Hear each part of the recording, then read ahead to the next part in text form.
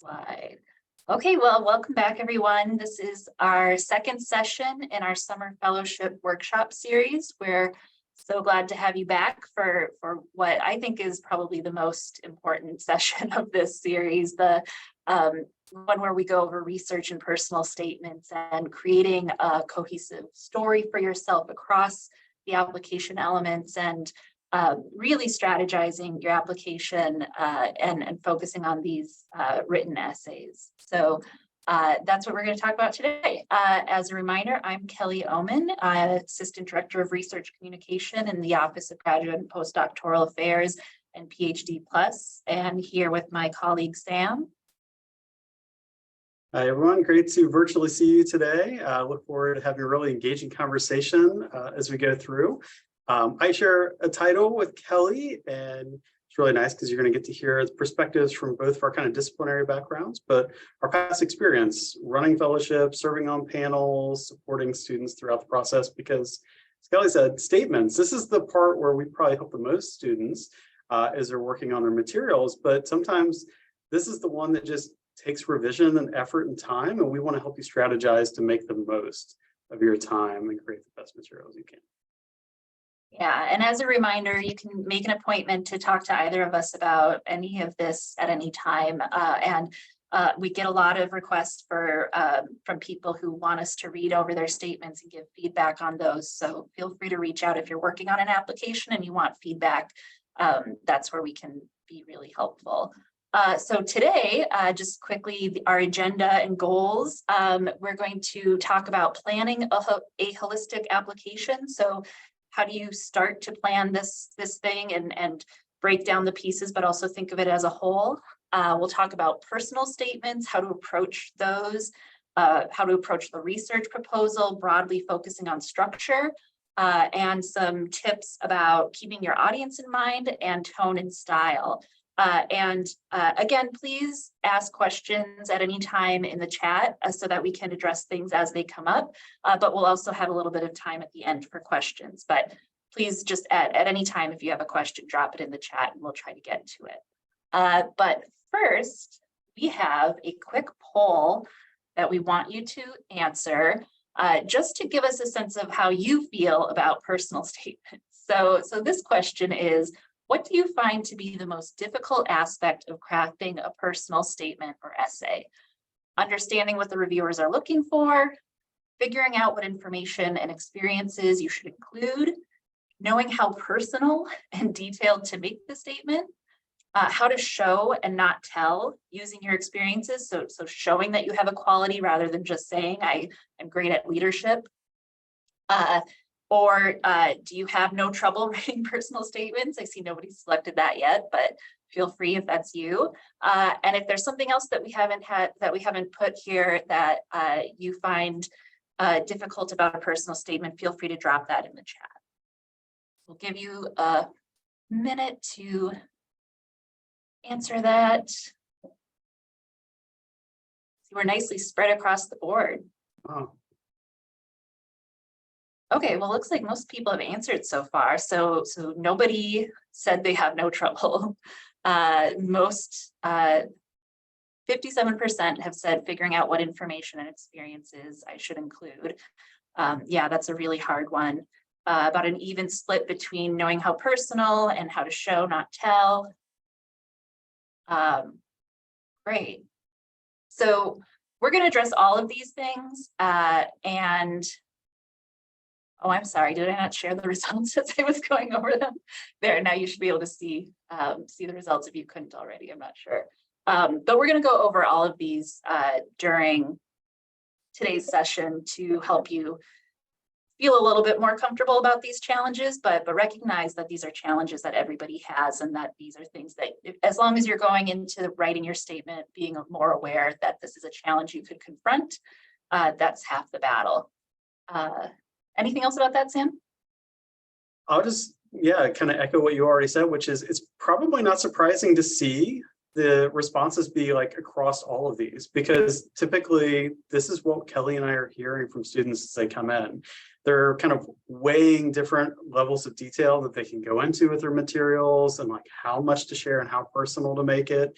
And also just trying to get insight from people that have served on the reviews before and the evaluation criteria, particularly when the fellowship doesn't really share a lot about what the evaluation criteria is. So it's a little bit of a black box. So that's where Kelly and I and others can kind of help you through a little bit through this process. And that's really how we geared today's conversation.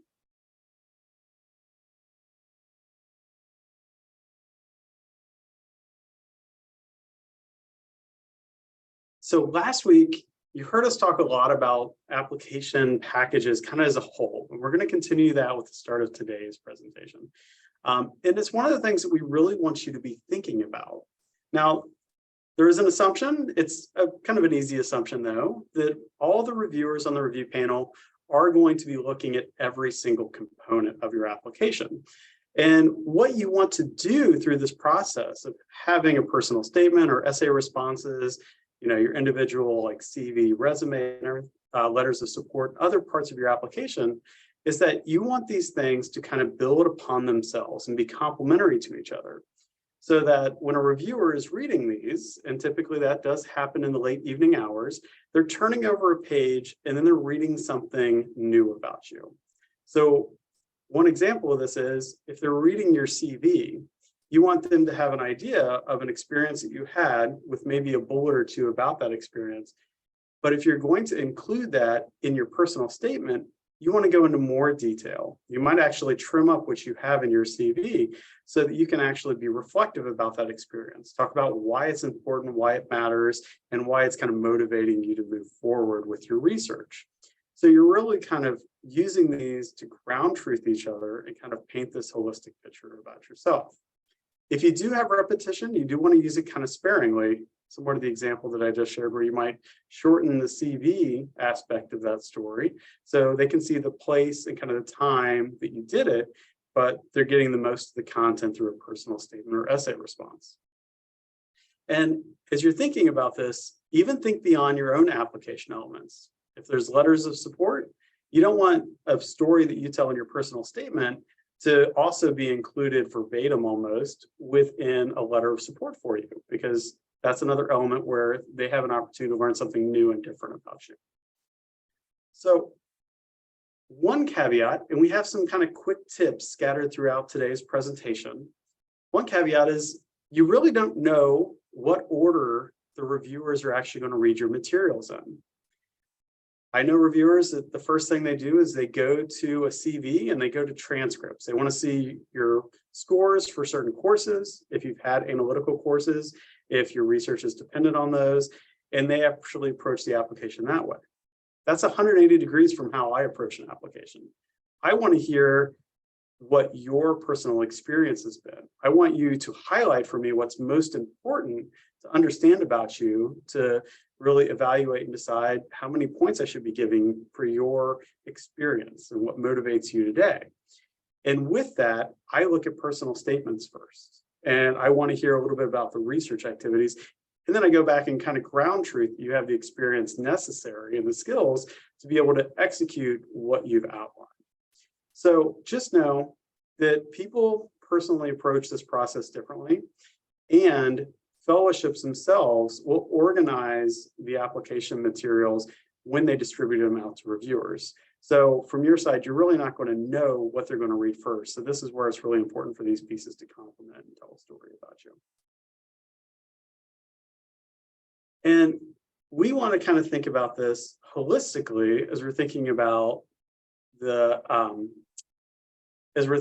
each of these kind of common application elements together.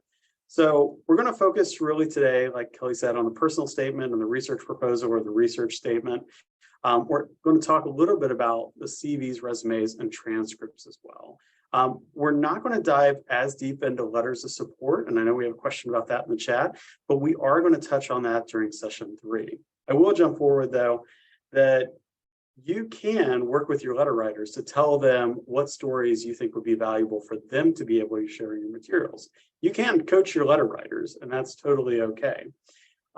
What you can also do is actually tell your letter writers what you got out of an experience. So they can actually talk about your growth and development through that, what skills you gain and why they think that's important for your future success. So think about how you kind of leverage those slightly different. So we're going to do a little quick activity. We're going to use the chat for this as well. And what we want you to do, and Kelly, can you see a red line? I'm sorry, on the slides. Yeah, I think a participant did that accidentally. I don't know how to undo it. I'm just trying to figure it out. So we'll see if we can erase that as we go through. What we want you to do in the chat, though, is take a minute. Reflect back on the fellowship that you've been learning more about over the past 2 weeks and starting to break down, looking at the evaluation criteria and the required elements. And what we want you to do is we want you to think about this from a reviewer standpoint. As you're reading the fellowship announcement, if there are things that stuck out, keywords, really important things that reviewers would be looking for, like past leadership experience or honors and awards, a record of doing something like applying for fellowship applications and receiving those, we want you to think about what those things were for the specific opportunity that you're interested in. And we want you to take a minute to put 2 things in the chat. Now, wait a second and don't hit send quite yet. We want you to give everybody a chance to kind of put theirs in. And then in about a minute, we're going to ask you to send the messages out, and we're going to look at them and talk about them kind of all at the same time. And then we're going to repeat this and think about the difference between the content you have in your CV, what reviewers are looking for there, and the content that you might have in your personal statements and what they're looking for in that application element. So take about another 30 seconds.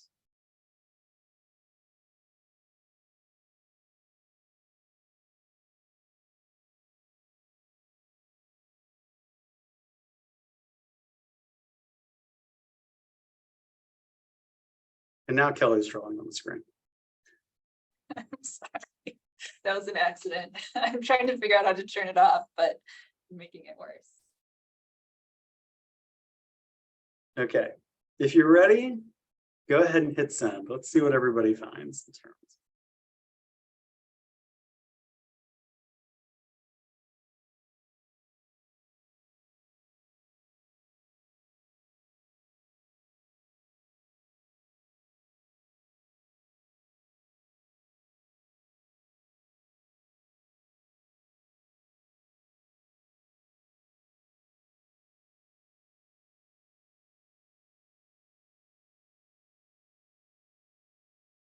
Great. Yeah, this is really interesting for us to read as well, too. So there's a lot of things that are kind of popping up here. I'm going to hit on a few, and Kelly, please jump in too. I'm seeing a lot of things that are kind of broad research experience or just experience in general. And think about what the actual announcement's asking for, because there's a lot of academic experience, whether that's research, courses, teaching, other things that finds their way appropriately into a CV for a fellowship application. With fellowships, like we talked about last time too, these are opportunities that are actually supporting you, the individual. So it's okay to bring in some of those non-academic experiences. So this could be professional work experience, this could be volunteer experience and activities. So we just want to highlight that you can be a little broad in some of the experiences that you're actually bringing and including. And sometimes it might make a lot of sense to actually have different headers for some of those. So if you have leadership and volunteer experience that are kind of outside the academic landscape, you might think about how you can actually put those into your materials as well. And then I'm seeing a lot of different types of communication experience. And depending on how much experience you might have giving presentations, posters, versus kind of publications and writing, you might think about whether you kind of bend those together on your CV or you actually separate them out. Kelly, anything else jumping out to you?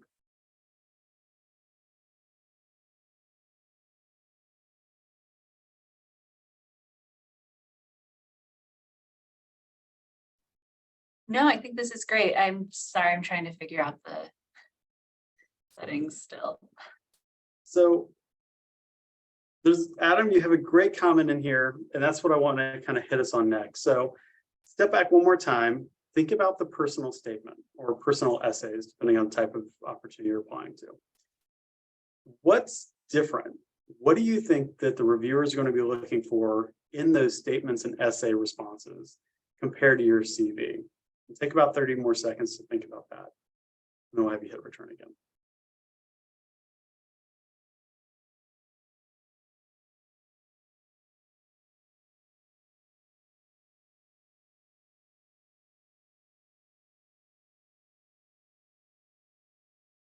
Okay, when you're ready, go ahead and hit send.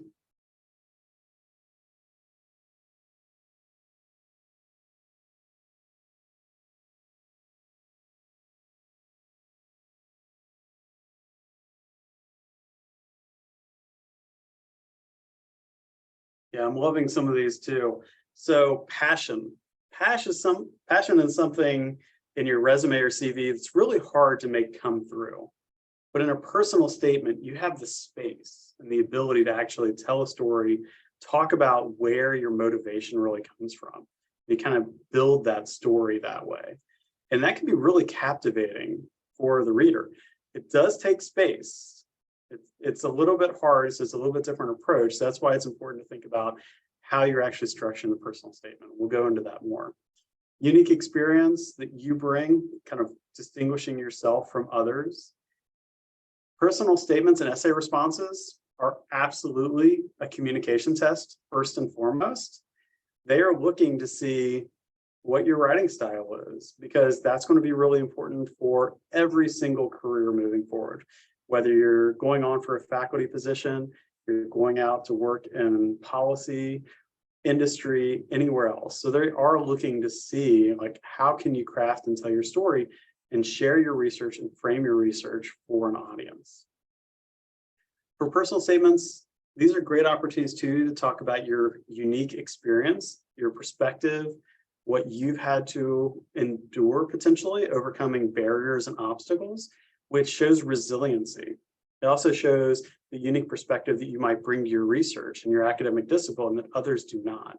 Those are all fantastic things to be thinking about with your personal statements.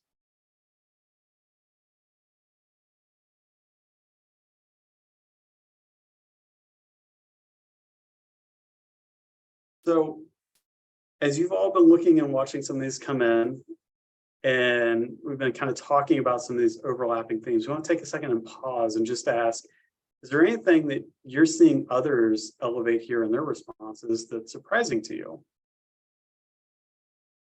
Now, that could be because the opportunity that they're applying to is really specialized, or you're looking for specific types of responses, or it could be something that you hadn't thought of.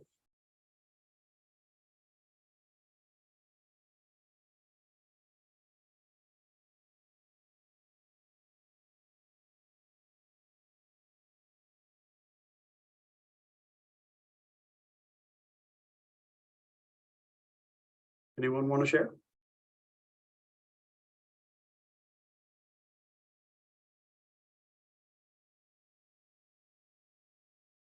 Well, maybe we'll come back to that, because we are going to do another kind of Jamboard session a little bit later that'll hit on and kind of dive a little bit deeper into some of these ideas.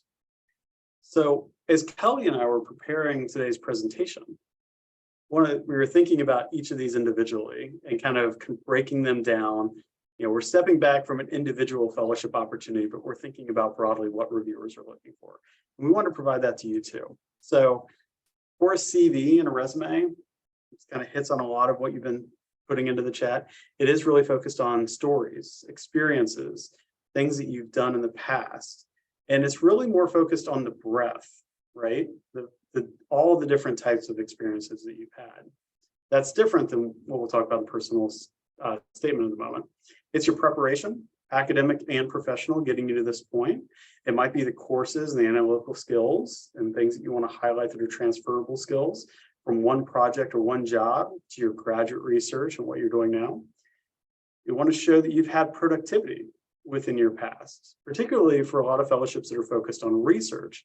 You want to show that you've worked on multiple research projects before and you've come up with some type of deliverable or outcome out of those. You want to show that you have the skills necessary to accomplish the research that you're proposing. Honors and awards are fantastic things to highlight.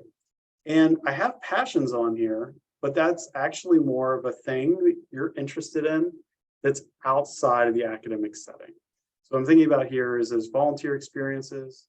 Because it's a fellowship, you can hit on things like if you like hiking, you're into intramural sports, if you've been a leader on any kind of collegiate sport teams, things like that, you can highlight those things here because those make you uniquely different. Sometimes those hit on other things like leadership skills as well.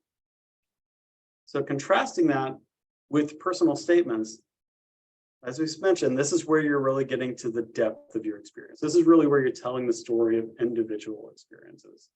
You're hitting on the motivation, the drive, the individuality that you have.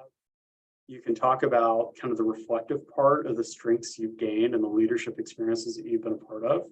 And this is another place where you can talk about overcoming adversity. I do want to put a little asterisk here. There are students that have talked to us before about maybe they had grades that were less than stellar in their undergraduate career, and they're trying to figure out how to address those and speak to those. There's some students that approach that through their personal statements.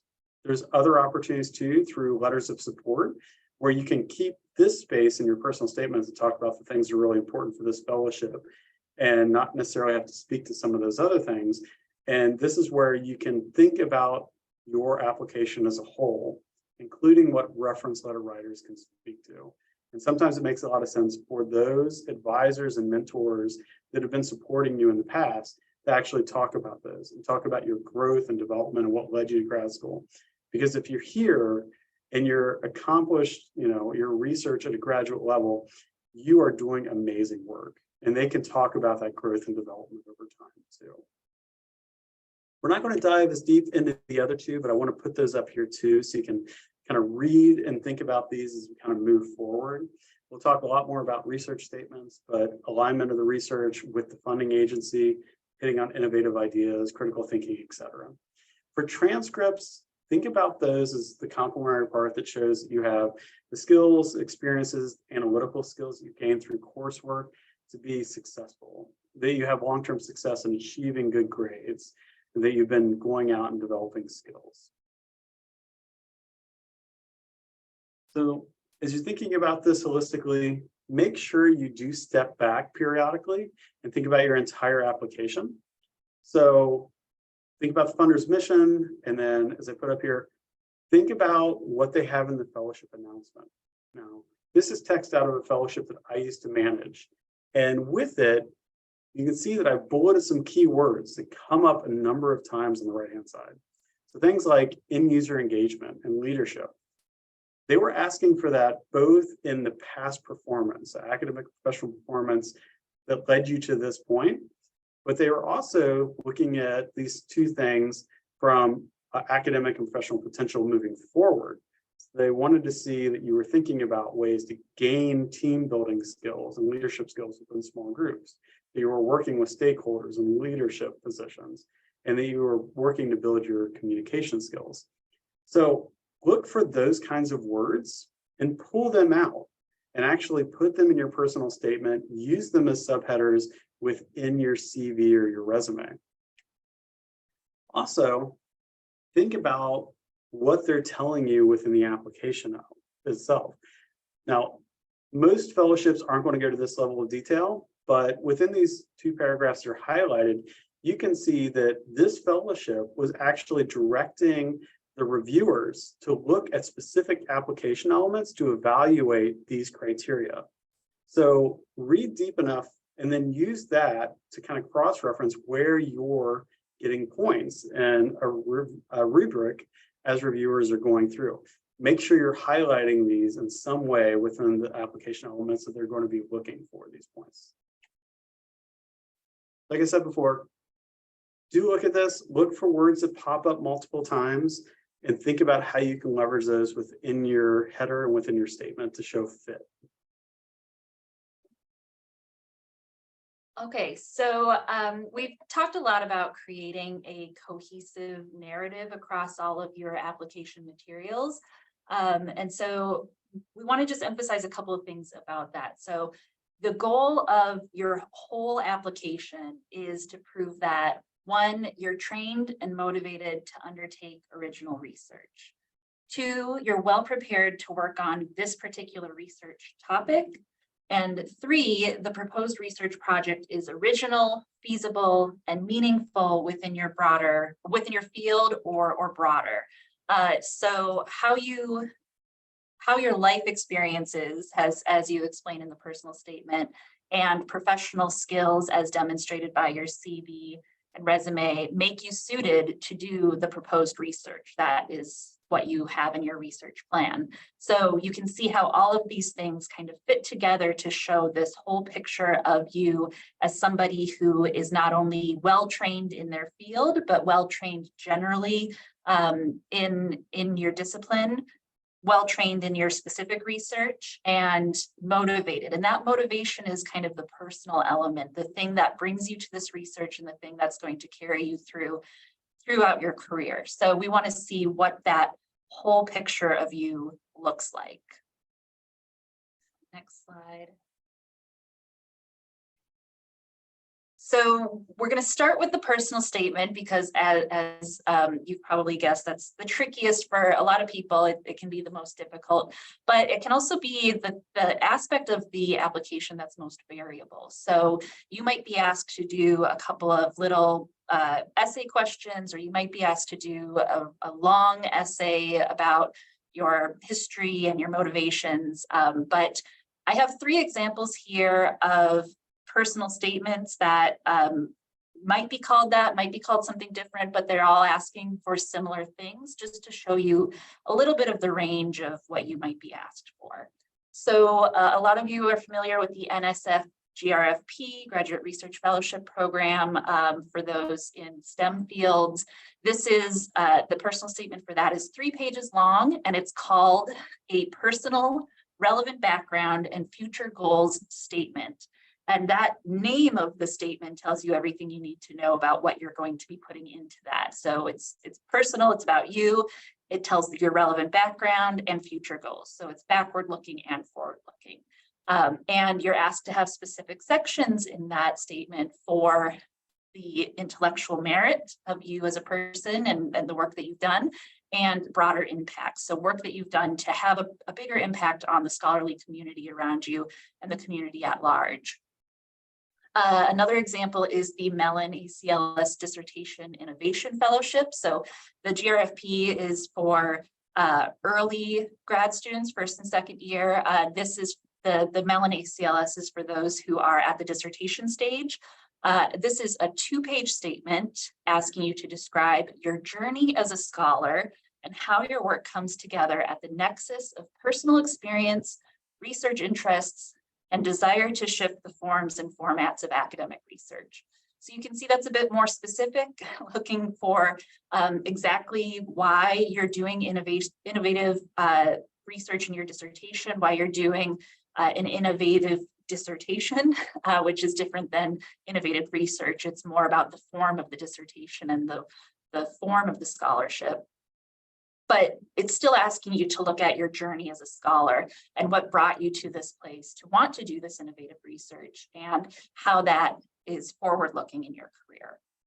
And finally, another example, the National Defense Science and Engineering Graduate Fellowship Program asks for a 500-word personal essay, and that's about a page, not very long at all, and asks you to describe your academic or other interests and personal achievements, e.g. short and long-term professional goals, how your goals were developed, how you have begun to lay the foundation for these goals, how the fellowship fits into these goals. So again, looking at your past in order to look at your future. That's what all of these have in common. It's getting a picture of you right now in between your past, what brought you here, and where you're going. So you want to make sure that you have all of those components so we understand how this fellowship fits in with your journey. If you want to go to the next slide there. As I mentioned at the beginning of this slide, you might not be asked for a personal statement at all. A lot of the fellowships that I've looked at don't ask for a personal statement, but they ask for other things that kind of touch on these elements of your past and your future, your goals. So you might find you're asked for things like, as I said, brief essays in response to specific prompts. These often have like word or character limits, very short, like explain or tell us about a time when you demonstrated leadership or something. These are going to be very specific to things that the fellowship is looking for. It might be called a broader goals statement, or it could be a kind of form of this more specific to a diversity statement, or it could be a teaching philosophy statement. So you're talking more about like an aspect of the work that you do, but still bringing in your personal beliefs and commitments into this. Or it could be some combination of all of these. You just want to make sure that you understand what exactly they want to get out of the statement. What are they asking? Why are they asking me for this? What do they want me to demonstrate here? Okay, so the personal statement is an argument for how your unique experience makes you the ideal candidate. So again, we want to see this full picture of you, but the purpose is to see who you are, how you're unique, and how you're a uniquely good fit for this opportunity. And I believe Sam has an example. So reflecting back on running fellowship programs that were coastal and marine science focused, and that's my academic background. That's what I've spent about 16 or so years studying before coming to UVA. I can't tell you how many times I've served on fellowship panels or been running them, and I've picked up a personal statement and it started this way. And actually, I probably can tell you, somewhere between 30 to 50% of personal statements started this way. They would start with, I grew up in the Midwest. My parents took me down to Florida for vacation when I was 8 years old. We went to the beach. It was amazing. I saw dolphins jump out of the water. And this magical experience is why I want to be a marine scientist. So you can imagine being on a review panel and reading this over and over and over. It's not a unique experience. Most people from the Midwest, they did go to the beach and they would go to the coast. We would always want to escape the Midwest for all of our vacations. So it's an experience that someone has had, but it's a shared experience that many people have had. So it's not unique to the individual. It's also an experience that people would include that was from middle school. And it didn't account the research that they were actually doing in graduate school at that time. It was very disconnected. It might have been the original passion, but it didn't necessarily link to the research that they were doing today. So with this, we just want to use it as a quick reminder that think about your unique experience and what's led you to do the research you're focusing on today. Think about what's really motivating and driving those passions, but also do keep in the back of your mind that people might have some similar experiences if you're reflecting way back, or if you're thinking about something really general that might have inspired you to pursue your academic research and discipline, at an early career stage. So just keep those things in mind as you're thinking about how you want to hook your audience with your personal statement at the beginning.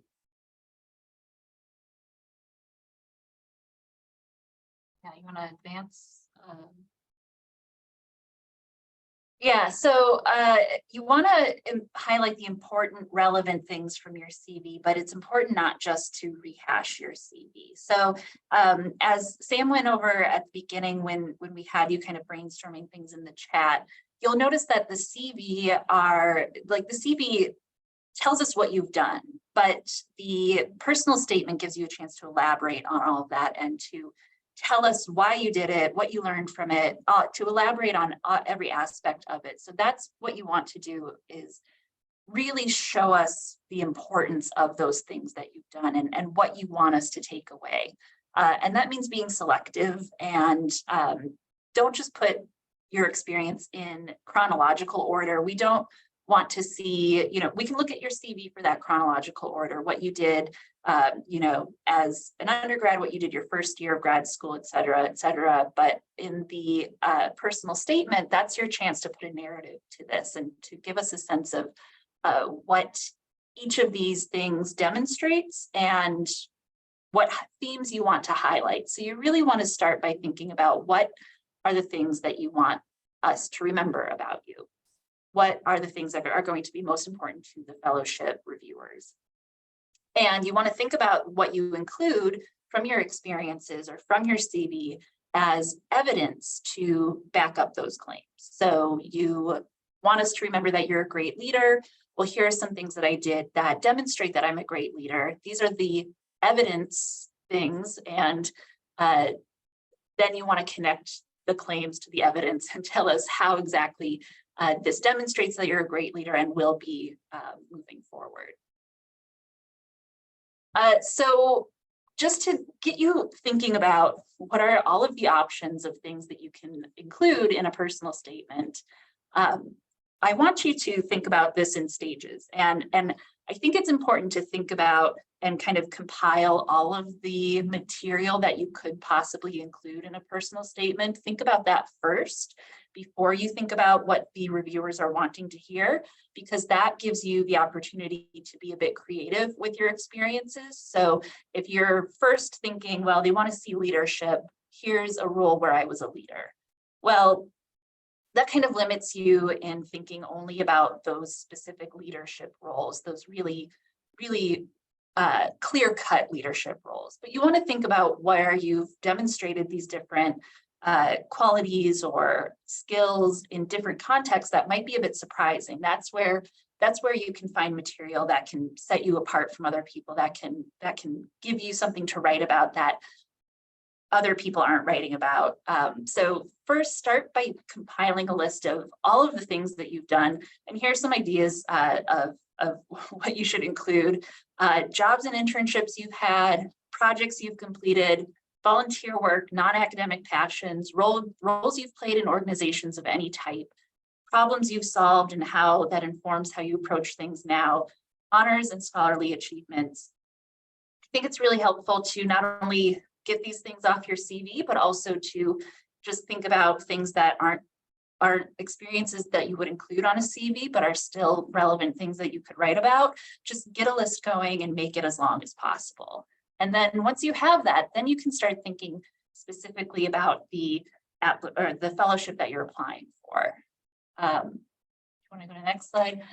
So what do you want to highlight in this specific application? That big list you have, that can be the list that you draw from for any application. But for the one that you're applying for right now, what are the things that you want to highlight? What skills, traits, or commitments is the fellowship looking for?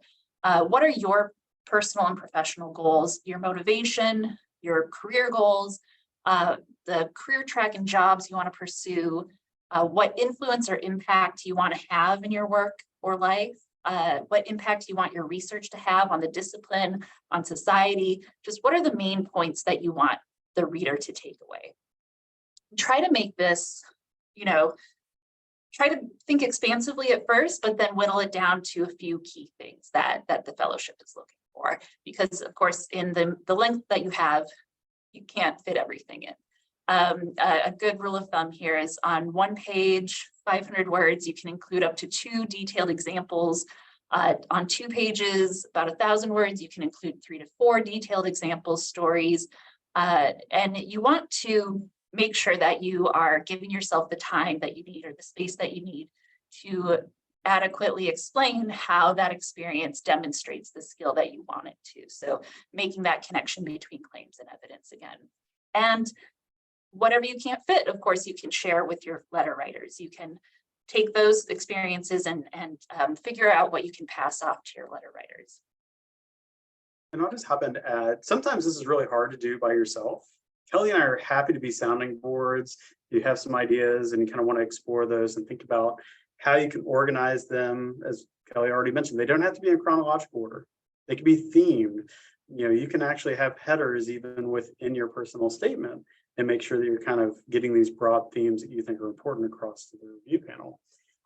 But I think a great thing to do too is if you have friends that are also working on fellowship applications, there's a whole lot of people signed up for this series over the summer. You can make great connections, look at who's here. You might even have some friends that are currently on Zoom.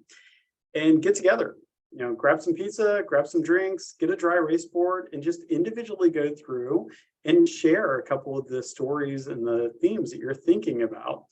And literally talk through those, but have somebody in your group take some notes and scribble things down so they can actually hand those notes back to you at the end.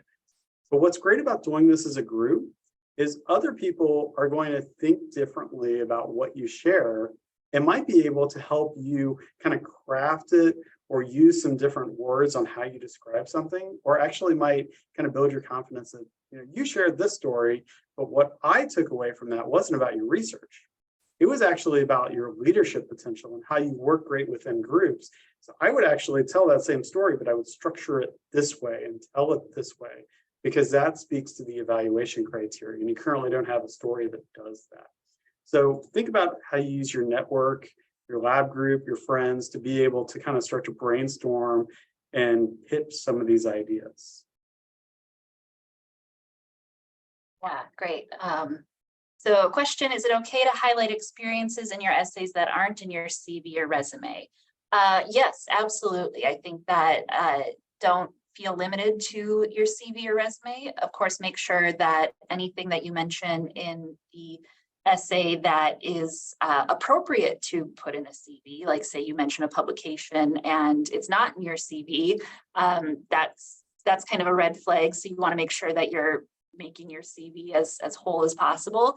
But there are things that don't fall under the academic productivity that you would put in a CV that would be relevant. So things like volunteer experiences, if in your discipline it's not appropriate to put volunteer work in a CV, that's something that you can absolutely mention in your personal essay. So don't feel limited to that academic productivity that you have in your CV.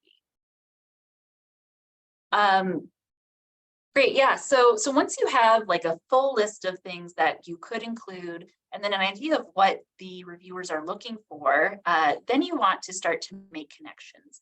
What are the experiences that best demonstrate these things that reviewers are looking for? And again, be expansive in this part. So you might have a ton of leadership experience. That's great. Put it all down under leadership. Or you might have one thing that you've done that can demonstrate a lot of different skills and a lot of different personal qualities that you want to demonstrate. That's great. So put that down for all of those. Be expansive and then start to think now, where can I strategize what I'm using as an example for different things, or where can I get the most bang for my buck? If I have one example of something that I've done that demonstrates a lot of different things that are important to this fellowship, you probably want to mention that, and you want to spend a good amount of time talking about that and breaking out those different qualities that it demonstrates. Think creatively about what you got out of each experience. This is what I was saying before about the things that can set you apart, the non-standard experiences that demonstrate qualities that maybe other people don't have. Did you use or build a certain skill in this experience? Did it lead you down or away from a specific personal or professional path? Really be creative about what all the different things are that this experience demonstrates about you or could demonstrate about you. And be reflective. Share what you took away from the experience and why it matters. So maybe sit down with a piece of paper and just start to journal about an experience that you had. What did you gain from it? What did you learn? And again, this could be something that is a positive or a negative. It could have been that you learned that you didn't want to follow a certain path, and that's absolutely fine too. That's something that could be spun into a positive quality of, it led me away from something, but it also led me towards something else. And remember that everything you include in the statement should have a purpose or goal and align with what the fellowship is looking for. So again, relevance is so important here. You want to make sure that everything you include for a reason, and you make that reason really clear and appropriate for the fellowship. Experiences that are detailed in the statement should be reflected in your CV, but like I said, some things don't necessarily fit into a CV, so it's not necessary to include everything in your CV that you include in the statement. But remember that the CV is just kind of a high-level overview of what you've done academically, and the personal statement is your chance to get into a lot more detail. And I'll hop in because I actually added that last line in this tips too.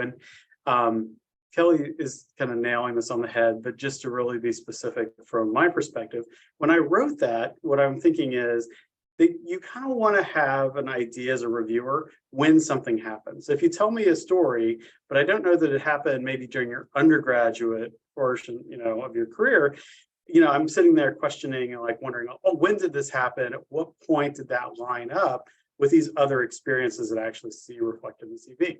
So highlighting those experiences and kind of linking that to where you were within your CV could be as simple as within the statement saying, wow, I was an undergrad, or in my second year as an undergrad, I had this experience. And then they'll look at the CV, see that you were at X university, and know kind of where that fits in, where that experience fits in to your academic and professional journey. So you can interpret that a couple of different ways. You just don't want them kind of questioning like, oh, this is really valuable experience, but when did it happen? I don't understand how this fits into your journey. Yeah, great. So now we want to do just a really quick activity where we're going to be brainstorming some ways to demonstrate the different qualities that an application might be looking for. So I put in the link, or I put in the chat a link to our Jamboard that we set up, or you can type in the link as you see it on the screen. If you use the QR code with a phone, it'll probably try to open the Jamboard app. So just if you're not prepared for that, be aware. But yeah, if you could go to the Jamboard, there are instructions on the first page of how to navigate a Jamboard if you've never used it before. But if you have, or once you read the instructions, you can advance to the next screen or slide. I don't know what they call them, but you'll see at the top, there's a box with number 1 out of 4, and you can go to the next frame, go to 2 out of 4, and you can see there's a prompt there asking you to come up with some ideas. So I'll read that. A personal statement prompt asks you to demonstrate your commitment to leadership. What are some hypothetical or real concrete examples of experiences you could include to demonstrate this commitment? So I say hypothetical or real because you could put on here your own experiences with leadership, or you could make things up. We don't want you to feel compelled to share your own personal experience if you don't want to. And in my examples there on the sticky note, I've given the example of teaching, which is a very, very broad example, or the example of organizing and leading a journal club for 3 semesters, growing membership by 20%. That's a really, really specific example. And I want you to feel free to put either broad or specific examples on here for this one, just to get ideas going. And then once you've done that for this one, then you can advance through the other 2, and you see there's 2 more prompts that we want you to brainstorm things for. So the second one is about a skill you would like to improve upon, including a situation where you learned you needed to improve. What are some skills / competencies you could include, and how do they help you achieve your goals? So that one's a little bit more in depth, a bit more difficult. So feel free to take your time with that one. And then the final one asks you about overcoming obstacles. So if you could do a sticky note and come up with some ideas for each of these, we'll give you a couple minutes, and then we'll talk through some of these real quick.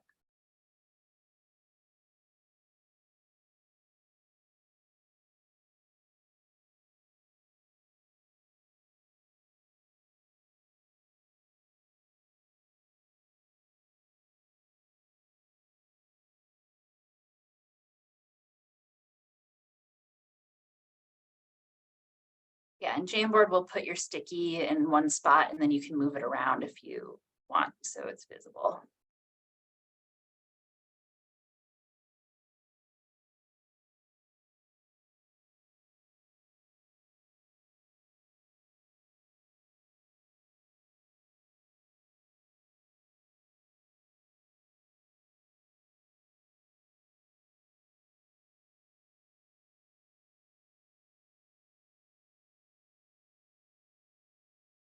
If anyone has trouble with the Jamboard, just feel free to chat us, we can help.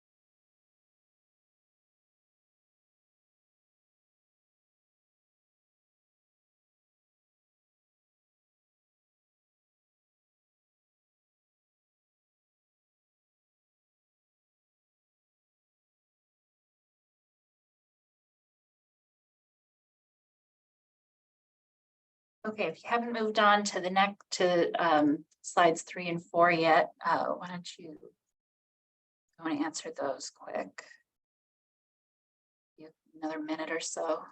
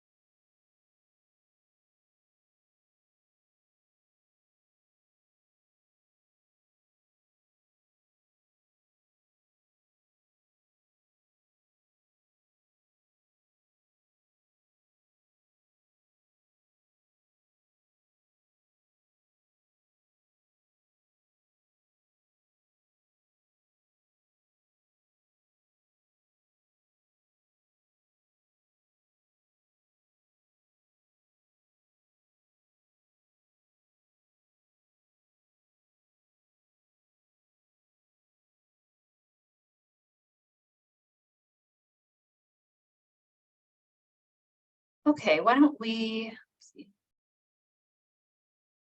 I'm going to share that so we're all looking at the same thing. Can keep adding things if you want, but I just want to talk through some of these quick. So a lot of really great examples of experiences that can demonstrate leadership. So tutoring, giving presentations to another class, ran a Japanese culture club in undergrad. Yeah, anything that you did, running, anything is a really great example. It shows initiative, it shows commitment, leadership, volunteering on a DEI committee, leading a team project in a work environment, mentorship. Teaching and mentorship are really big ones for obviously a lot of grad students. Serving as a TA, testifying at my hometown school board meeting and meeting with the school board president to explain research relevant to their school admissions redesign. That's a really great one, really specific. You can see that a lot of these have a range from very specific to very broad, which was exactly what I was looking for. Organize event at your campus. And if any of you happen to be lacking things that demonstrate leadership, this is, you might want to screenshot this so you can get ideas for what you can do in the next year or so to strengthen your applications. But yeah, these are all really great examples. And yeah, Sam, if you could go to the next frame. I want to look at some of these skills or competencies that you would like to improve upon and how they help you achieve your goals. So this one was a bit more difficult for a purpose because as you can see, a lot of these are a bit broader or a bit less concrete than what we had for the first question. So I asked for specific concrete examples in the first one. And these ones, we have some concrete examples here. Learning Mandarin, very concrete. Or let's see, again, being a mentor, that's broad, but still concrete. But there are things that are less concrete, like public speaking, clear communication, organization and research.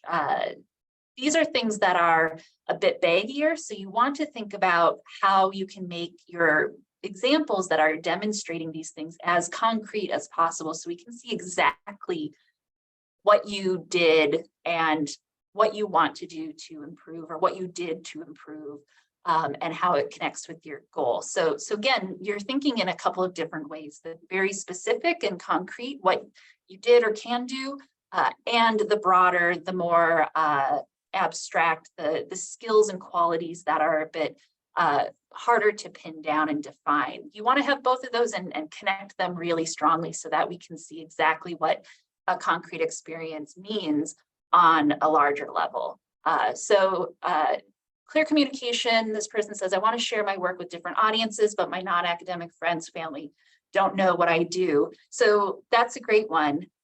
How do you then, or what will you then do concretely to develop that skill? So how do you connect that goal or what you want to do to a plan of action with actionable steps that you can take to get that skill? if you want to go to the next one quick. Same with this one. So obstacles you could include, and what did you learn about yourself through that experience? So that just the way that that question is phrased tells you, again, the concrete, broader dichotomy that you want to have here.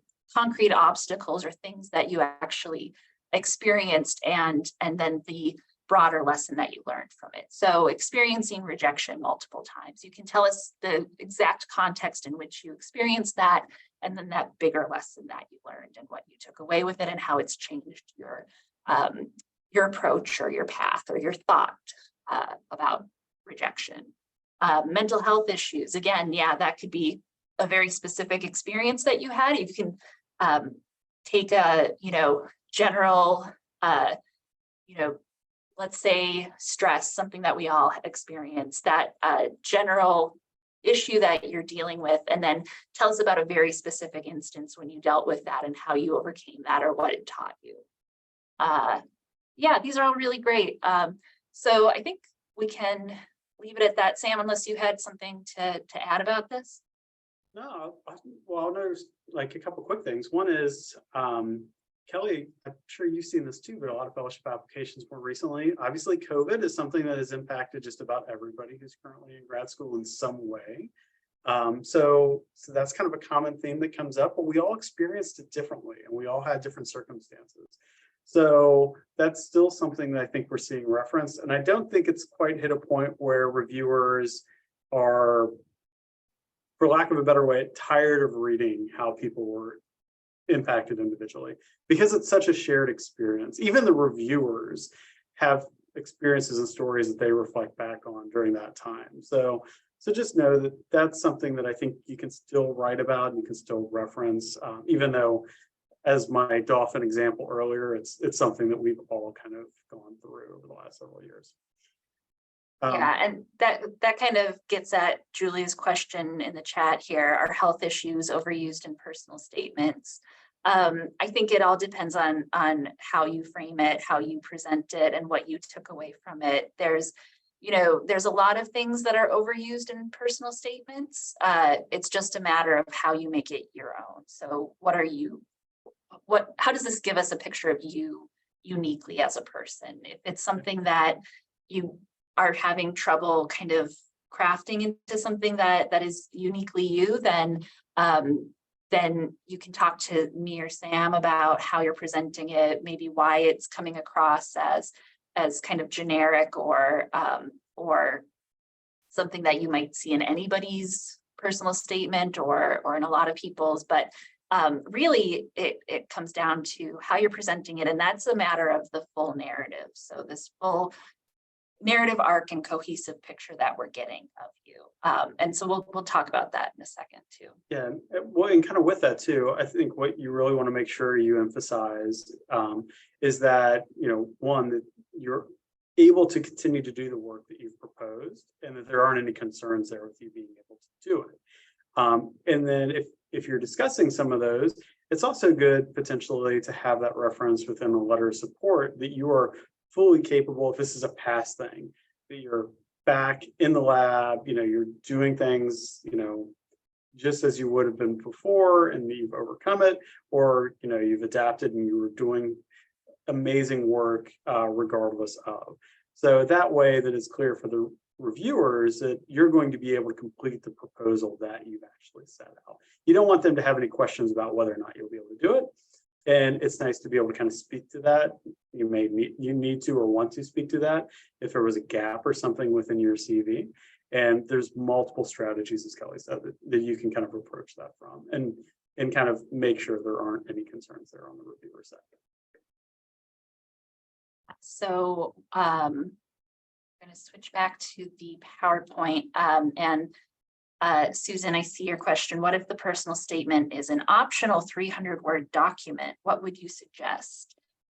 So my answer would depend on the fellowship and what else they're asking for. It could be that they're asking for this optional document just to give you the opportunity to explain anything in your application that might need explanation. If you had like a few years where you weren't in school or you had something that seems like an anomaly in your CV or transcript that you want to explain, or it could be some other reason. So I would need to know the fellowship to answer that. Sam? I also see a lot of people that, as we were talking about, make that bulleted list of all these different things you could include. If you have a really compelling story that doesn't fit in another essay response that you think sets you apart, this might be a space to be able to do that, right? You can tell that additional story. And a lot of times for the fellowships that I've looked at, this is an opportunity to talk about something that's kind of unique challenges, something you've overcome, something that's a really reflective of your personal journey and your personal experience, to kind of speak to that. And they want, a lot of fellowship programs want to give you the opportunity to share that. And having just kind of an open space response is their way to be able to do that without being really prescriptive on what they want you to include. They're kind of giving you a free pass to share something. Now, if you don't feel like you have something that's really going to be compelling or like insightful about you, and you're just thinking about words you can fill on a page, then I'd say maybe not, because you don't want to just share something to fill that word count. You want to share something that's meaningful.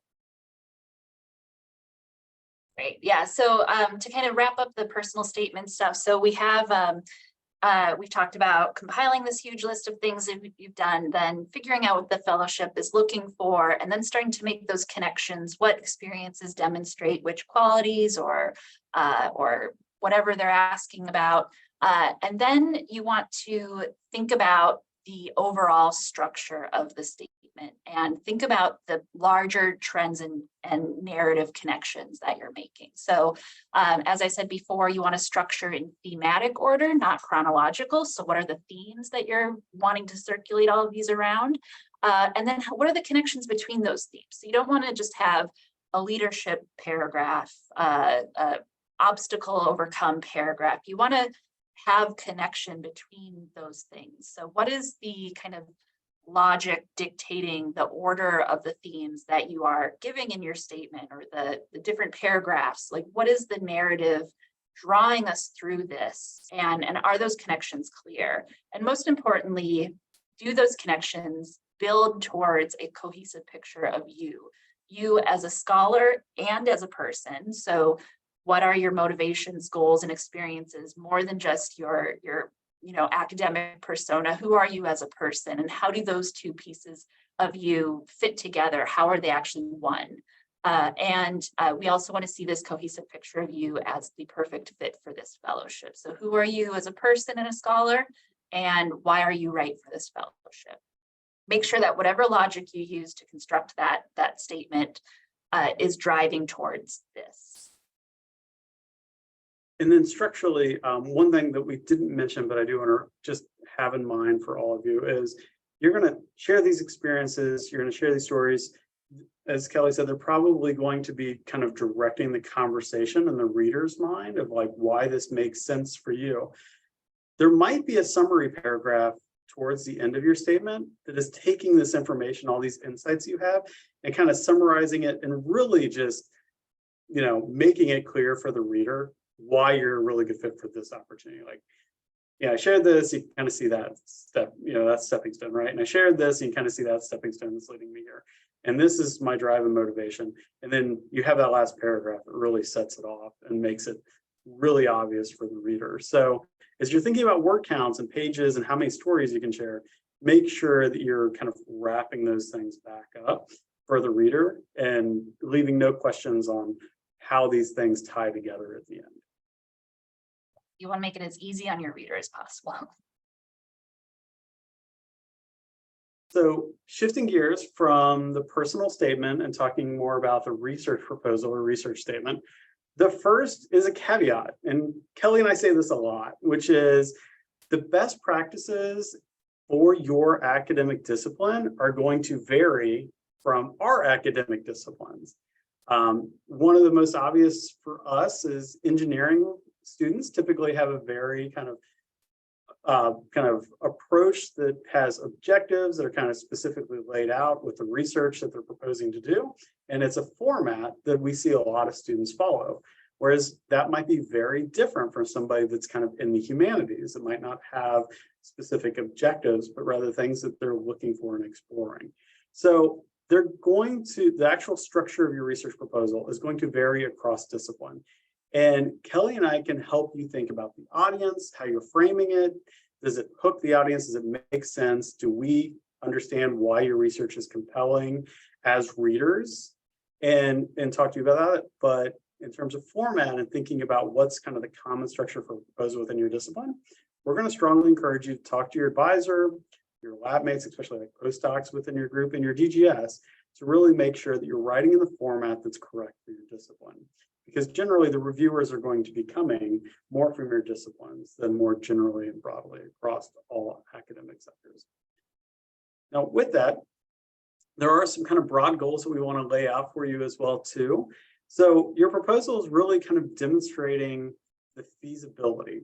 So you're going to be highlighting your methods, the resources that you're bringing to that research, how long it's going to be, and you want to make sure that within the funding period that they are giving you money and support for, you can actually meet all of these objectives and achieve them. And you don't want there to be any questions of, oh, this would take somebody else, 3 to 4 or 5 years when you only have 2 years of funding support. You want to make sure that you are emphasizing why your approach and your research is disciplined, that it's making a significant contribution. And you want to make sure that, as we've said before, that it is relevant to the funder. And there's a lot of times where we'll come back and just say, but this is broadly relevant, but you really need to make it clear for the reader, like which of their strategic plan goals or which of their funding priorities are you aligning with? So there's no question about whether or not you align with those. Now, when you're thinking about appropriate resources, you have some opportunities here as well too. So obviously there's going to be resources that are offered through UVA. You may be in your first year, you may be an incoming graduate student. So you're going to gain analytical skills. You're going to have opportunities to work in labs and gain research experience throughout this process. So it doesn't mean you have to have every skill and everything already, but you do need to be able to point towards the fact that you have the expertise, the insight to be able to do the project, and that you're going to have the skills throughout your graduate research to be able to accomplish those goals. And you want to highlight that you're well prepared to be able to do this. So just know that you want to highlight that you have the experience and the professional growth potential to actually achieve what you're proposing. So similar to what Kelly did with the personal goal statements, we've pulled similar text out for these same 3 fellowship opportunities. What's interesting about the NSF GRFP is essentially it's the exact same words. Even though this is the research plan statement, it's really focused on these 2 things, intellectual merit and broader impacts, with section headers for those sections. So there's a couple of different ways you can kind of think about and include information under there. But in this case, it's down from 3 pages in a personal statement down to 2 pages.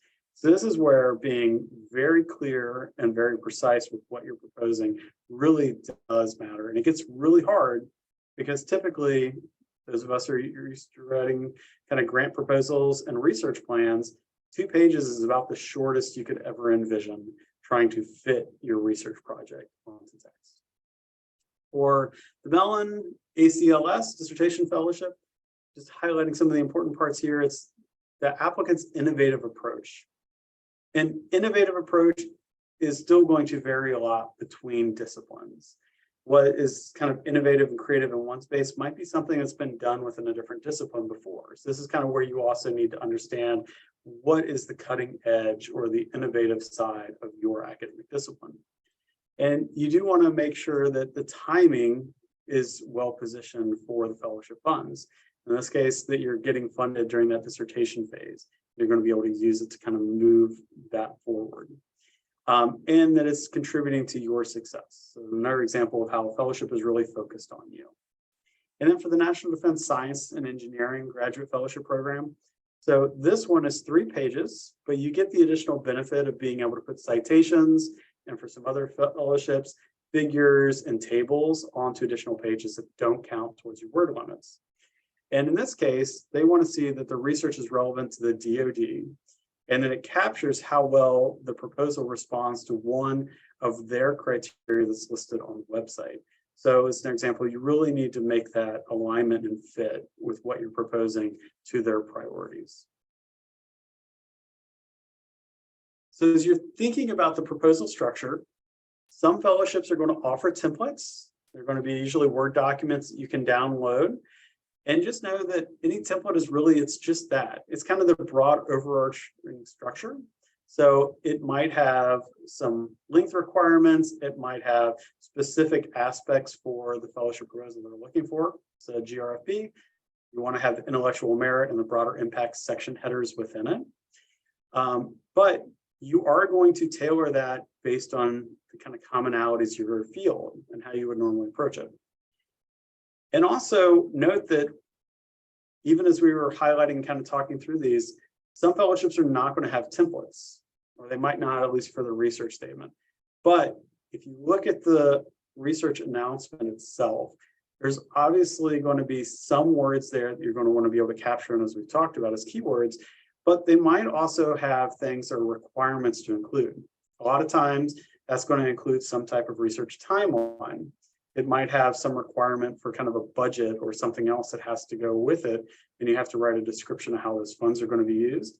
It might be something that is actually a bio for your faculty advisor, yourself, and maybe one or two other people that are kind of like co-PIs on the proposal. So look for those additional things that might be a requirement within the fellowship application. Okay, so like Sam said, we aren't really qualified to give discipline-specific advice except for our own disciplines. So we want to try to give you a sense of structure for your research proposal that can be tailored to your specific discipline, just to try to give you a kind of overview of what reviewers might be looking for in your research proposal. So this actually gets to Liz's question in the chat. Who asks, for formatting, do you have an approach you would recommend for people doing multidisciplinary research? That's a really great question. And I think, you know, like my answer for most questions, I think it depends on the fellowship and what they might be expecting. So you might find yourself applying for a fellowship that your research is in line with, but if it's, you know, multidisciplinary, you might try to present it sort of in a way that makes it more obvious one discipline that is more in line with the fellowship, or if you're applying for a fellowship that is really encouraging multidisciplinary research, and maybe its purpose is to get people to, or to fund projects that bring together multiple disciplines, then you might have more flexibility in how you format or what sort of disciplinary norms you follow. It really depends. So if you have questions about that specifically, you can ask us, or I think you know, a faculty advisor would be able to help, or even reaching out to the fellowship coordinators for guidance on that. But just to kind of give you a sense of broad structure. So we have here the foolproof research proposal template. This is from Karen Kelsky. The professor is in, a lot of you might be familiar with her from her website and book. I did have a citation there, but I think it got cut off. We'll make sure that you have that citation, but this is something that she actually includes in her book and on her website, and features prominently as her foolproof template for a research proposal. And she sells this as foolproof for any field. So do with that what you will. I don't know if it is appropriate for any field, but basically it's the structure of going from broad to specific. And that's a structure we're all familiar with. You know, you bring your reader in by giving us something that we all can connect to, and then walking us carefully through to your specific research question. So what is this broad topic of interest? And then you funnel us down to your specific question that's related to that a small piece of that broad topic of interest. So she has here first, what should be included in the first 2 paragraphs. It's a lot that should be included in those first 2 paragraphs. Your introduction needs to do a lot to help us immediately see right off the bat what your project is about and why it's important. So have some brief references to other literature, but save the other research for the body of the research statement, where you get into the literature review, and we'll talk about that in a second, how in-depth you need to go there. But if it is relevant and important, just orient us within the field of what are the main things that other scholars have said that you are in conversation with. And then tell us immediately why your research is important in relation to those people. So other experts have already said these 2 things, and here's why my voice is important now. So that can be phrased as, however, scholars in these fields have not yet adequately addressed XYZ. So that gets us to the gap in the knowledge. Oh, there's the citation. Thank you. This gives us a sense of urgency. Why is this gap in this knowledge bad? Why do I need to ask the question I'm asking? And then it positions you as the hero in this narrative, as the person who will fill this gap. So here's what other people say, here's what we don't yet know, or what they've gotten wrong. Here's why that's bad, and here's what I'm going to do about it. And then that gets to your specific research question. So that's the first funnel in the double funnel structure. And then we have the body of, or the meat of the research proposal. And this is as long or as short as you have time for. So however, if you have 2 pages, this is going to be very short. If you have 10 pages, this is going to be very, very thorough. And that assumes that you've done all the back work that you need to do this. So this a 10-page research proposal is more at the dissertation stage, and you're able to give a lot more full account for each of these different aspects. So again, we have for this part, another funnel. So we get kind of broad again by talking about the background info, the location, history, context, limitations, just everything that we need to know to understand, to contextualize your research question and what you're going to be doing. And then you can get into the literature review, and we're going to talk about each of these in a second. The methodology, again, that's going to depend on the field that you're in, how in-depth you get into your methodology. And then timeline and budget, as long as those aren't going to be separate aspects of the application. So sometimes fellowship applications ask for a specific document that is a timeline, or a specific document that's a budget. You can reference those here, but save the details for those standalone documents. And then of course, the strong conclusion.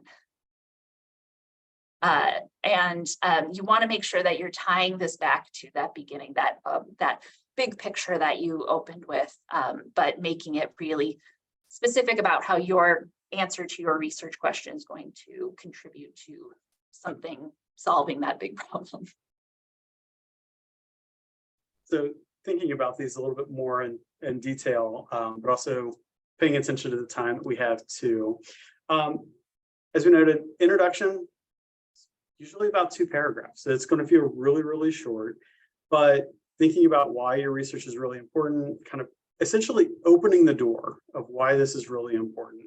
And you want the reader to understand, even if they're coming from a non-specialist audience, why your research is worth investing in. And you want them to be compelled to continue to read, to find out more. So it should be crystal clear. And this is where Kelly and I can kind of step back and read it and go, I know nothing about medical XYZ, at least at the scale you're working at, but I understand why this is really important for cancer research and it's worth investing in, right? So you really want the audience to kind of be understanding at that level. Now, for the introduction, you want to move from that big picture aspect down to your specific work fairly quickly. And that's where we're getting into, paragraphs 3 through however many you're able to actually fit. And you do want to think about this big societal question. So the global warming, cancer, other things like that. But then be more specific with those relatable questions, historical content, and debates. Now, this is where it can get really interesting, because if you start off really broad, then people might go, well, yeah, I understand global warming is important, but I don't understand like how this and global warming are linked. So you have to make it clear for them what those stakes are and connect those dots. And sometimes it might just make sense to actually go back and kind of revisit the big picture to think, is there a better hook? Is there a better example that actually works with my specific research? It's focused here. And that's something that can be really useful after you get that first draft done. It might be really helpful to think in big picture. Yeah, it's important for climate change in this way. But I'm working here in the Commonwealth of Virginia, and what we're seeing is actually more related to flooding or something like that, that those connections from climate change that might take space to explain, and maybe you just go to sea level rise instead of global warming as your big picture hook. Yeah, and I just want to emphasize the other 3 bullet points there besides big societal problems, because not everybody's research deals with big societal problems, and you don't want to try to make it relevant if it's not. But you know, however you frame that big significance, you just want to make sure that the stakes are really clear. So, for example, my own research was about a very specific debate within literary modernist studies that there was no way to connect it to big societal problems at all. But as long as I made the stakes of that debate clear to non-specialists, that's the goal, is to make sure, however you're framing that big picture, it's clear why it matters. So for research questions, obviously you want to have these kind of connected, you want them to be kind of anchoring the proposal itself too. So everything in the proposal is kind of aimed through answering those questions after you get to them. They, in theory, should be relating back to kind of the big picture and be somewhat obvious how those connections are there. There should be some uniqueness in those questions, right? They need to be innovative. You're kind of pushing the discipline forward in this way. And with that, what does answering this question gain you? Where will you be able, what will you understand? Where will you be moving from after you get the answers to these questions? Whether your proposal works or it doesn't work. Obviously, it's a result, and that's going to lead you to something next. And then if it is something that impacts society or the discipline, what is that significance? What will that actually mean for people in their day-to-day lives, or the other researchers within your discipline, and how they move forward asking the next set of questions? And if you can foreshadow in your proposal what those may be, that can actually be really helpful too. It helps the reviewer understand like why you're asking this question and what you think the next steps might be, because those next steps are ultimately where you professionally are moving forward in your career too. And I stated this on the last slide, but just remember, if it feels like that big picture context is just kind of unclear or loosely related, that's where it might be helpful to go back and kind of reframe that introductory paragraph once you're done. Okay, so I'm going to breeze through lit review just because we're running out of time, and you're all pretty familiar with this aspect of scholarly writing, but just some things to keep in mind, that your approach to the literature review section, or what it looks like or how long it is, will change depending on the funding agency. This is the section that's most expandable and contractible for length. So if you have a lot of space to fill, feel free to give us a full account of the important scholarly debates or important research in this area. But you can also really trim that down to just the essentials and make that very, very brief. Avoid criticizing other scholars, of course, always good practice, because you never know who's going to be reviewing you. Always bring it back to your project and how it contributes to that existing scholarly discussion. So how does your voice fit into this existing literature, and make sure that everything that you include is relevant. And then tailor according to the audience. So if you have a non-specialist audience, give only and exactly the necessary background. Don't get into obscure scholarly debates and things that might muddy the waters. Just give us exactly what we need to know about what's been said before to understand your position within that debate. If it's a specialist audience, then you might want to demonstrate that you know the most important touch points in the existing scholarship. So you want to show depth, not breadth. So you want to show us that you know the most important, but not necessarily that you know everything. So the goals of the literature review, just to kind of think about whatever you do to tailor this, you want to make sure that you're meeting these goals. You want to position yourself within the field. So are you stepping into an ongoing debate? Do you want to correct the faulty answers to your research questions that others have given? Or do you want to fill a gap in the research in a meaningful way? Make sure that you're showing your position. And then, in other words, what is your contribution and why does it matter? Those are the two most important things to say. And as long as you hit that, you're good. Methodology, I think, am I doing this slide, Sam, or are you? Go ahead. Okay, so this section is going to be different depending on field, of course, like everything.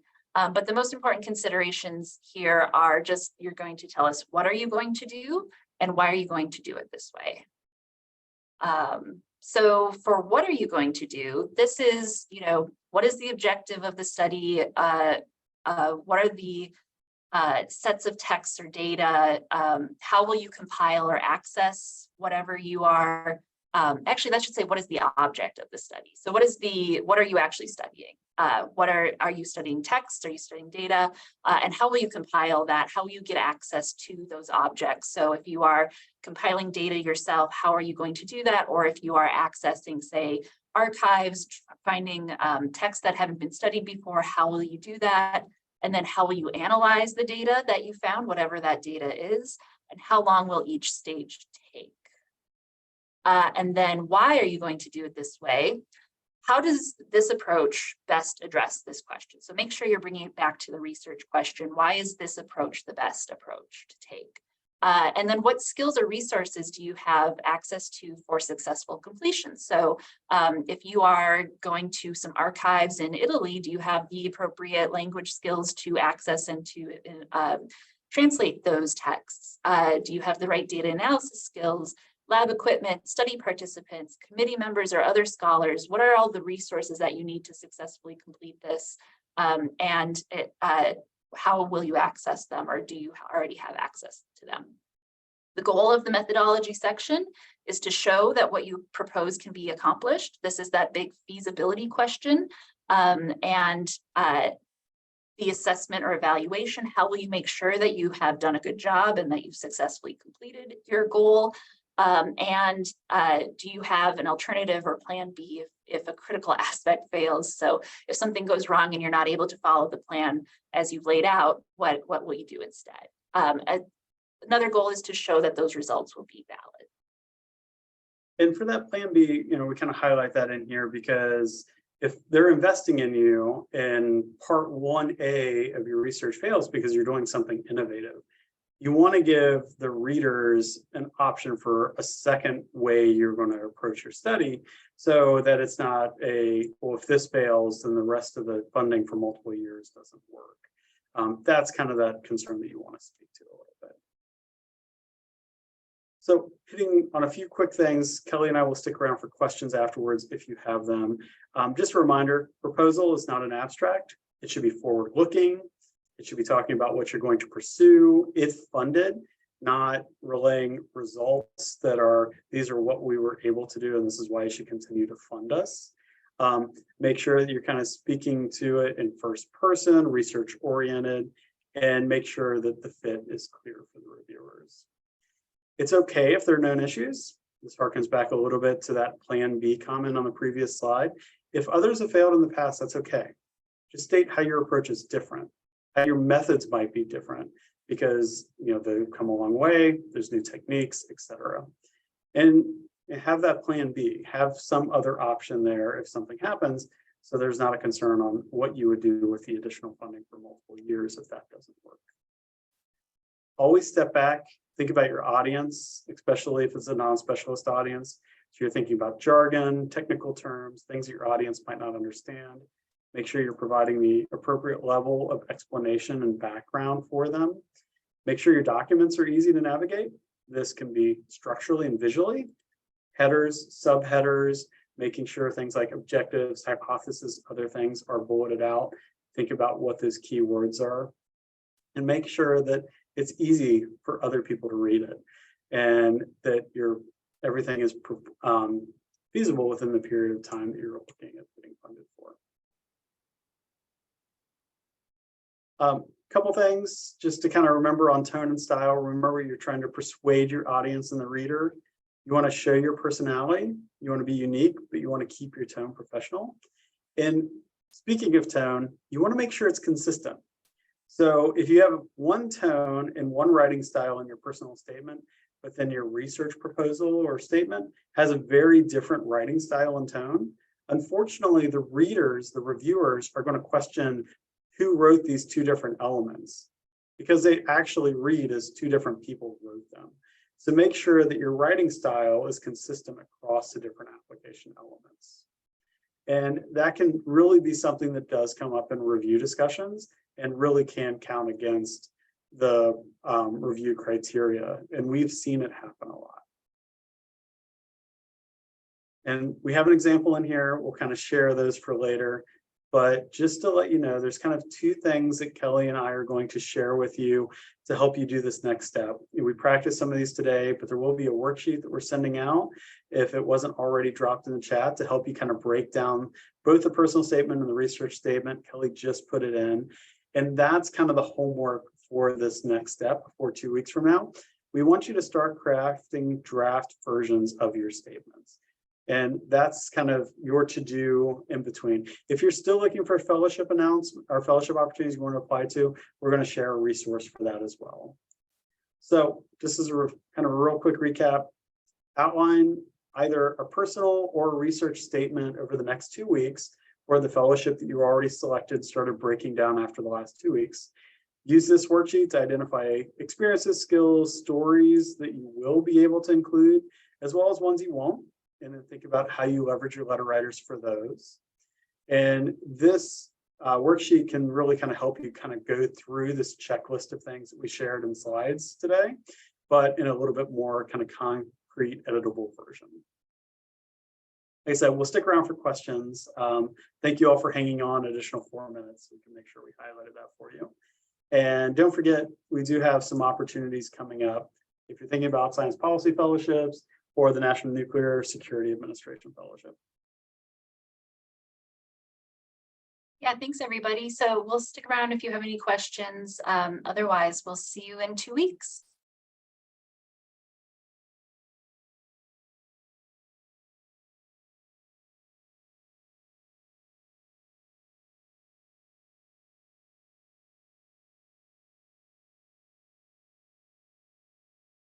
Anybody with questions?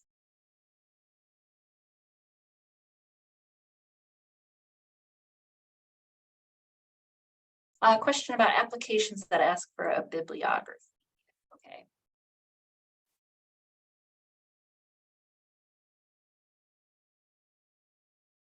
Susan, you can unmute yourself too if you want to ask. Oh, thank you. Yeah. So one of the applications that I'll apply for asks for bibliography. And it's an application that's sort of specific to work on religion and ethics. And this kind of gets to the person that asked about like multidisciplinary research. So like my work is of course multidisciplinary. So I want to highlight the major source base of like the project as a whole, but balance that with also, of course, like highlighting both primary, well, mostly like secondary, in the case of the secondary sources, the sources that also touch on religion and how, you know, to demonstrate how my research is rooted in that. So I'm wondering like how to balance that, because they don't, I mean, this particular fellowship actually provides like a really detailed kind of guide and prompts for each component. And as far as the bibliography goes, they really just say like, show us the major source bases for your research, and that's it. How long is there a length limit?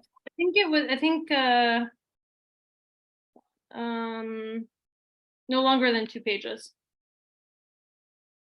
Okay. Yeah, that's a good question. So I think I would need to see the instructions or the to know more about the fellowship itself, to give you a good answer.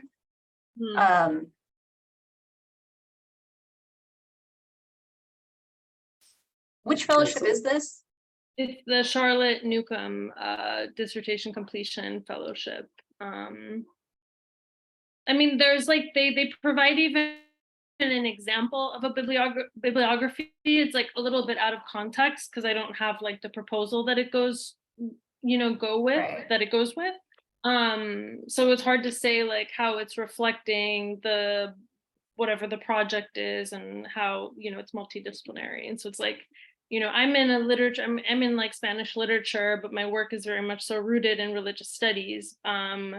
But sort of like a lot of my source base, of course, is like drawing on, like important both primary and secondary sources in my primary field, which is like broadly, let's say like Spanish literature. But then of course there's this whole other, I mean, essentially like the other way to say this, it's like a reflection of like my two exams, right? Like the two exams I took, one in religious studies and one sort of in my home discipline.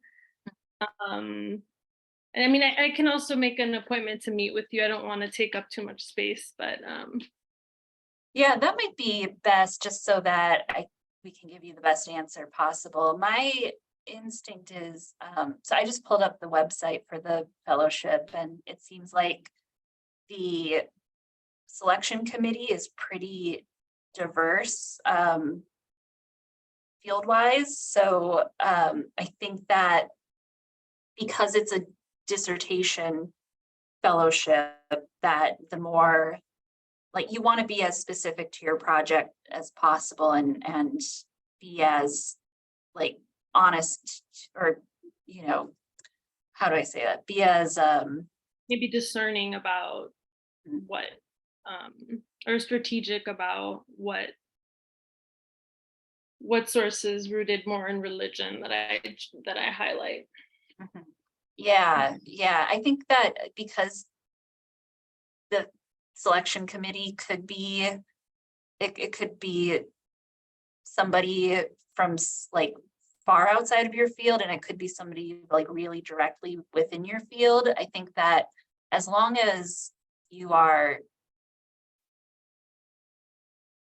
showing, it's hard to know how they're going to be actually like looking at a bibliography, right? Yeah, that's kind of what I was thinking about. It's like how are the reviewers actually going to be using this? And I would assume they're approaching it from the fact that they want to make sure that you have an appreciation for the really important, publications within the discipline, right? And you're working across disciplines, which makes it a little extra tricky. But it's still the same goal, right? So I think if you're really citing and including the most relevant ones, I think that's really what you're aiming for. And I'm trying to think how many you will actually fit in 2 pages, just like word count wise, because you're not going to get, a comprehensive list of like everything, right? You really are going to get kind of like the top ones. So it might be more of a test of like, are you getting the most relevant? Can you highlight, those for us? Just to give the reviewers confidence that, your dissertation is including citations to the most important, things that are out there. And I wouldn't get bogged down too much in it, but I would totally take Kelly up on the offer to like break it down a little bit and just make sure that there's not something in there that we're not thinking of off the cuff. But that's my 2 cents.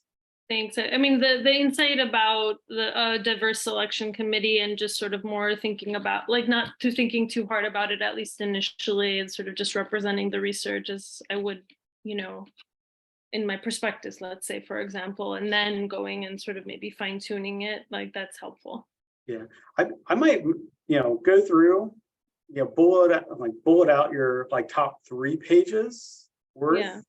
And then take that around and maybe just, talk to your advisor, talk to a committee member and say, okay, I've got to narrow this down to 2 pages. I have a font size I have to use. I just want to get your initial reactions. Like here, rank order is my 3 pages. Like if you were a reviewer, what would you really want to see represented on here? Because you know my work more than anybody else that I can really talk to. What do you think are the important ones? And just ask them to, like, Google Doc it, whatever, and say, yep, I think this is really important. Check, check, check, check, check. And I think these are ones you could probably leave off because it's obscure. Nobody really cites that one, or this was really important to note because it actually is why you're approaching your research the way you are. You have to have that one in here, right? Have them do a little bit of that work for you. Thanks. That's a really good point. Thank you both very much. Yeah, no problem. Before I stop recording, I know we have a few other people on. Does anybody want to ask a question that they think will be broadly applicable, or?